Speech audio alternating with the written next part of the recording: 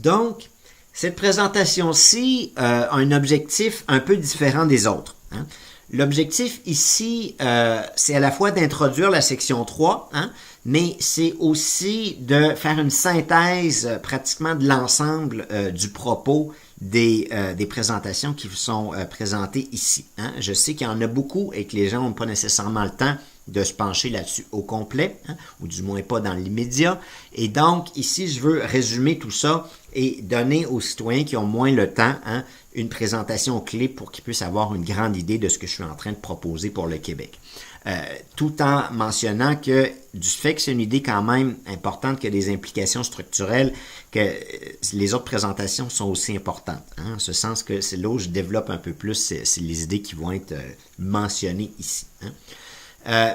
Et donc, l'idée centrale, hein, c'est que je suis en train de proposer la mise en place d'une assemblée constitutionnelle pour le Québec qui serait un organe permanent de l'État et qui serait composé de citoyennes et de citoyens tirés au sort parmi la population et qui ait comme pouvoir, hein, de proposer des amendements à la Constitution au peuple québécois qui, à ce moment-là, décide par le biais du référendum.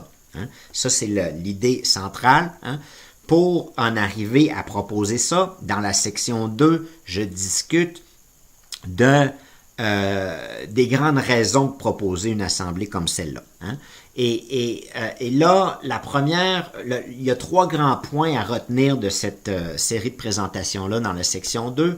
Le premier point, c'est que dans les systèmes politiques qu'on a mis en place, qui sont nos systèmes politiques actuels, dans les systèmes politiques présents, donc, on n'est pas réellement dans un système qu'on peut qualifier de manière rigoureuse de démocratique. Il y a un élément de démocratie, mais il serait probablement plus juste de dire que cet élément-là est peut-être même mineur, hein, par rapport à d'autres forces qui viennent miner, hein, la nature démocratique du régime qui a été mis en place. Dans ces systèmes-là, le soi-disant citoyen est réduit au rôle d'électeur. Il n'a aucune autre fonction importante que celle de choisir aux 4 ans des gens qui vont prendre des décisions à sa place. Hein? Et pas nécessairement dans son intérêt tout le temps. Hein? Et donc, dans ce contexte-là, hein, ça, j'appelle ça le régime électoral. C'est le système politique qui se base sur ce mécanisme-là qui est l'élection. Dans ce contexte-là, hein, et ça, c'est la deuxième grande idée à laquelle on vient, il est un autre élément, c'est que le pouvoir constitutionnel n'a jamais, de ce fait-là, été mis entre les mains des citoyens. Hein. Et donc, on se réclame d'être démocratie, puis on en fait une grande idée. Puis c'est vrai qu'il y a un idéal démocratique qui s'est développé en revanche à l'intérieur de nos sociétés. Mais dans la réalité institutionnelle, hein, le premier et le principal des pouvoirs politiques dans un État qui est le pouvoir de décider de ce qu'on met dans la Constitution, n'est pas entre les mains des citoyens et on a mis en place des mécanismes pour qu'ils soient encore plus, qu'ils soient loin, hein, des mains des citoyens, puis que ce soit très difficile de procéder à des changements malgré qu'il puisse y avoir une volonté populaire pour le faire, hein, ou qu'il puisse y avoir, qu'il pourrait y avoir une volonté populaire dans la mesure où les citoyens seraient informés de ces questions-là. Ce qui nous amène au troisième élément ici, qui est que, en fait, du fait que le pouvoir constitutionnel, est pas entre les mains des citoyens, hein, il n'y a pas de véritable débat constitutionnel dans nos sociétés. S'il y en a, c'est en superficie, c'est un peu dans des sphères isolées de la société, mais qui n'ont pas un impact public médiatique très important, hein, et parfois, s'il y a une nécessité parfois du fait de l'histoire qui avance, hein, de procéder à des changements plus grands, hein, l'idée c'est de mettre en place une assemblée qui referait la Constitution, mais qui en même temps aurait tendance à l'enchasser pour pas qu'on puisse la modifier après. Hein. Puis donc, on se retrouve essentiellement dans une situation où on a, pour le résumer, hein, pas de débat constitutionnel réel dans nos sociétés. On n'a surtout pas de débat profond sur ces questions-là. Hein. Je vais revenir sur cette idée-là après, mais vous me permettrez de vous demander pour l'instant de la garder en mémoire. Hein. Et donc, dans ce contexte-là, hein, face à cette réalité-là, ce que je suis en train de proposer pour réitérer, répéter le propos initial de cette présentation-ci, c'est de mettre en place une institution permanente qui ait comme mandat de délibérer de ces questions-là au sein de la société. Hein. Pour constituer cet organe-là, encore une fois, je propose le tirage au sort, hein, donc la sélection aléatoire, et donc on aurait des citoyens réguliers qui sont une miniature de la population québécoise, pour l'exemple du Québec, qui, parce que le système a vocation, l'idée c'est de proposer un système pour ailleurs aussi en même temps, là je m'adresse aux francophones et aux Québécois, mais l'idée a une portée beaucoup plus large. Et donc, ces citoyens-là étant tirés au sort, puis formant une miniature démographique de la société québécoise, hein, ce qui n'est pas du tout le cas d'une assemblée élue comme on en a présentement, a comme pouvoir, je l'ai mentionné, hein, de proposer des changements au peuple par rapport à sa constitution. Et donc, c'est l'Assemblée qui propose, le peuple qui décide. Sauf que entre ces deux moments-là, hein, il y a un grand dialogue. Et donc, la fonction réelle de ces citoyens-là, si on peut dire un peu comme ça, c'est d'animer un dialogue, une délibération, un débat à l'intérieur de la société en invitant tous les acteurs concernés, intéressés à venir s'adresser à elle et à leur faire part de leurs idées. Hein. Et la raison pour laquelle il est nécessaire de mettre en place une assemblée où ces débats-là sont centralisés, c'est pour des raisons d'efficience. Hein. On ne peut pas tenir un débat à 8 millions dans une salle. Hein. Mais on peut tenir un débat avec 125 citoyens, pour donner un exemple, hein, ou peut-être un peu plus, peut-être 200, 250, mais on peut tenir un débat avec un nombre restreint de citoyens qui, eux, vont animer un débat plus large au sein de la population. Puis là, j'évite le terme consultation. Il ne s'agit pas d'aller consulter les citoyens comme les élus le font présentement, hein, qui ensuite se réservent la décision puis utilisent la consultation un peu pour aller des fois, souvent dans un sens qui est prédéterminé puis qui va dans le sens de leur propre volonté. Il s'agit ici, hein, d'un véritable dialogue de citoyen à citoyen, parce que ces gens-là ont été seulement tirés au sort. Hein. Ils n'ont pas d'autre légitimité que celle d'être un citoyen ou une citoyenne.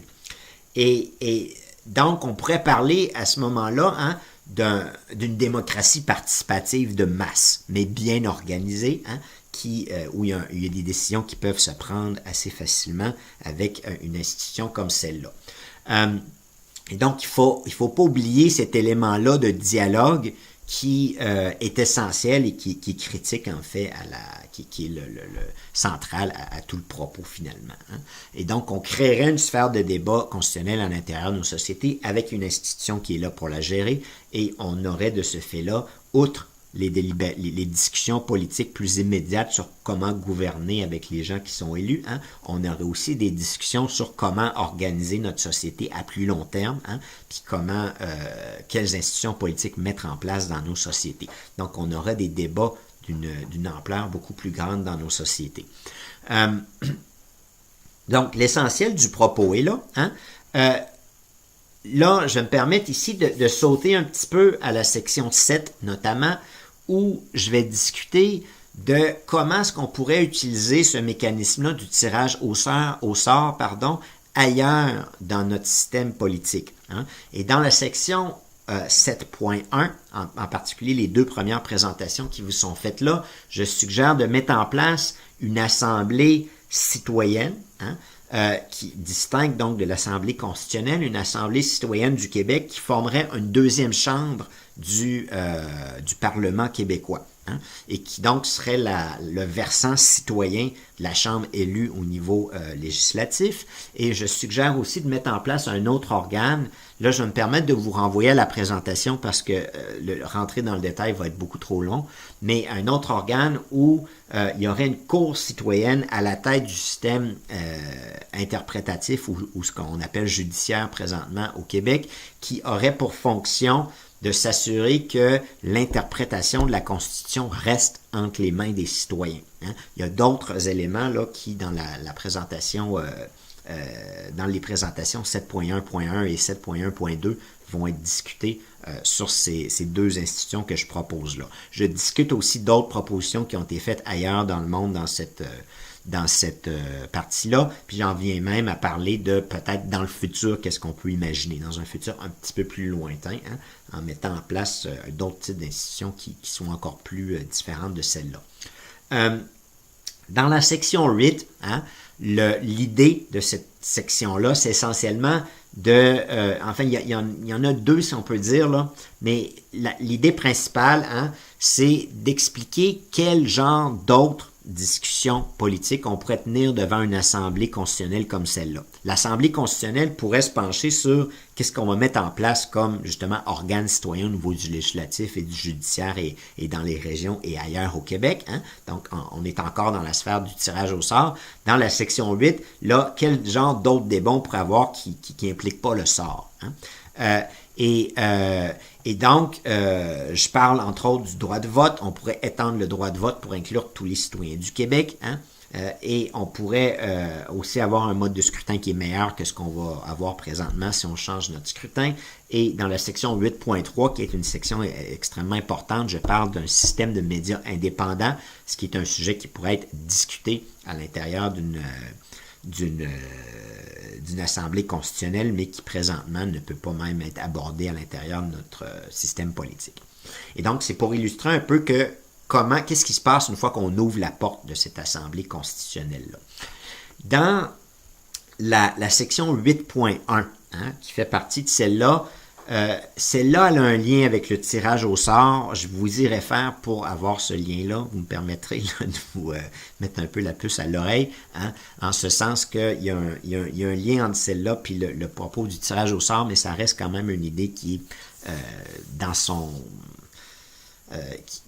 qui est à la fois dissociable et puis en lien avec le tirage au sort, pour le dire de manière un peu malaisée, là, mais je vous renvoie à la présentation pour plus de détails.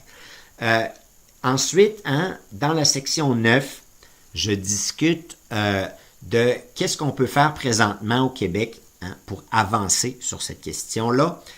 Et là, je discute notamment du groupe Constitution, auquel ces présentations-ci, on pourrait dire, sont dédiées ou à laquelle elles s'adressent en tant que grand mémoire. Je suis bien conscient que ces gens-là n'auront pas le temps de se pencher sur toutes les présentations qui leur sont faites ici, mais l'idée, c'est que ce groupe-là, donc, émane de la société civile, puis se penche sur la question de la Constitution au Québec, hein, mais a un mandat très court. Hein. Et puis donc, ce que je suis en train de suggérer à cette assemblée-là, c'est de dire, on aimerait ça avoir un vrai lieu de débat permanent, une assemblée constitutionnelle, c'est ma proposition à ce groupe-là des gens de constitution, et je discute de ça, mais aussi de comment on pourrait pousser cette expérience-là de constitution elle-même et la continuer.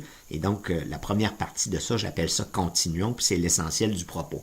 Dans ce qui suit, dans cette partie-là, ce qui est intéressant aussi, là, enfin, je me permets de le penser du moins, j'explore ce que la société civile pourrait utiliser, comment la société civile pourrait utiliser ce mécanisme-là du tirage au sort à l'intérieur du contexte politique présentement pour développer un pouvoir citoyen réel. Hein? Puis aussi pour promouvoir, si on peut dire, cette idée-là d'utiliser le tirage au sort à l'intérieur de nos systèmes politiques. Donc, je vais vous laisser là-dessus. Hein? Encore une fois, ici, l'objectif, c'était de faire une synthèse. Peut-être un tout petit propos, hein? C'est un petit peu un mea culpa. La présentation 3.1 qui suit celle-ci, hein? J'étais malheureusement affecté par un problème allergique du fait des minous qui étaient en bas. M'excusez de rentrer dans l'anecdote, là, mais ce qui fait en sorte que ma respiration était pas terrible, surtout au début, hein.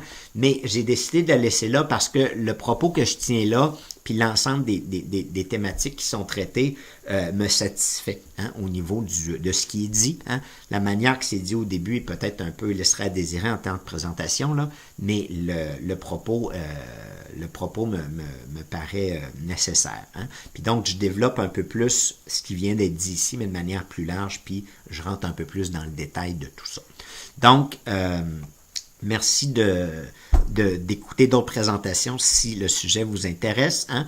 En bas des présentations que je fais, j'ai mis les présentations les plus essentielles avec les liens sur YouTube pour les gens, encore une fois, qui n'auraient pas des heures et des heures à mettre là-dessus. Hein. Puis là, vous avez essentiellement le le propos plus concis de ce qui est proposé dans l'ensemble des présentations en allant plus à l'essentiel. Hein. Puis pour les gens qui veulent approfondir, là, l'ensemble de ce qui est dit dans les présentations-ci va leur permettre de le faire, hein, notamment les étudiants, les professeurs et les citoyens citoyennes qui sont intéressés à cette question-là. Hein. Les gens dans la société civile aussi pourront dépouiller un peu ces présentations-là pour voir différentes idées qui sont exposées là.